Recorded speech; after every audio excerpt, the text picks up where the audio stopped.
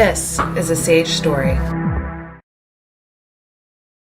I'm Brad Batch. I'm a 61-year-old gay male, and I live in Raleigh, North Carolina.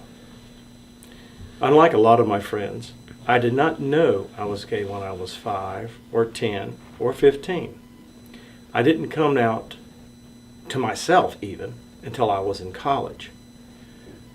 When I came to the realization that I was gay, I decided that the only way I could live my life with any kind of freedom would be at least to tell my friends and my family. So I started with my mother. She took it pretty well.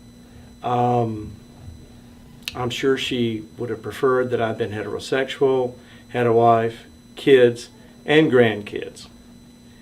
But she was wise enough to realize that that was not the person I was, and she gave me space to be my own person. So I was encouraged by this. I was sort of emboldened. And I decided when I went back to campus that I would tell my friends. So I started with a friend of mine who lived in the dorm the next room over. We shared a class together. One day I said, let's meet a little early for class. So we did. And I told him I needed to tell him something very important. So we went to a secluded part of the campus, and I turned to him and blurted out, "Jim, I'm gay." Well, he looked at me for a moment, and then he said, "Well, that's fine, Brad. If I'm fine with that if you're happy with it. Did you do the homework?" Well, I was surprised that he wasn't surprised. So I said, "You're taking this kind of calmly. Did you know?" He looked at me for a minute again and he said, "Well, actually, you dragged me across campus in the middle of the day. It took us 10 minutes to get there." He said, "On the way, I figured either you had a girl pregnant or you were gay. So yes, I was a little prepared." Anyway, he took it pretty good. A few days later, I had told some other people in the dorm, gone to a dorm room to have, we had some card games going. I got there a little late, so I was waiting for the hand to finish before I sat down. While I was waiting, one of the guys said, "Oh, we had a fellow from Gay Liberation come talk to my psych class today." Well, of course, I started paying complete attention at that point.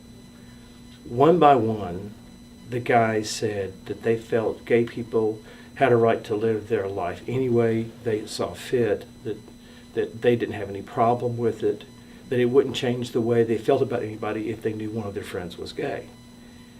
It dawned on me that they knew I was gay, that they had heard through the grapevine. They realized it was difficult for me to come out to them individually, and this was their way of letting me know that they were still my friends. So I was very, very grateful to have that group of people. As things progressed, I met somebody and we started dating. One day, my boyfriend decided that we were going to walk across campus holding hands. Well, this being the early 70s, it was kind of a political and social statement. So I said, okay, I'm game for it. So we walked across campus in midday, middle of changing classes. As we walked across the campus, I looked out the corner of my eye to see what the reaction was. To my astonishment, there was no reaction. There was no stone throwing, name calling, pointing, nothing like that. It dawned on me that we were behaving just normally, just like two people in love would, walking across campus holding hands. If you act as though what you're doing is shameful, don't be surprised if people treat you as though what you're doing is shameful. This was a tremendous realization. It was armor to me. Later on in life, when I did encounter homophobia or conservative relatives or other issues, that armor protected me. It made me realize that the issues, well, it was their problem, not my problem. And it only reinforced my belief that I could never be ashamed of who I am. Share your story at sageusa.org/SageStory.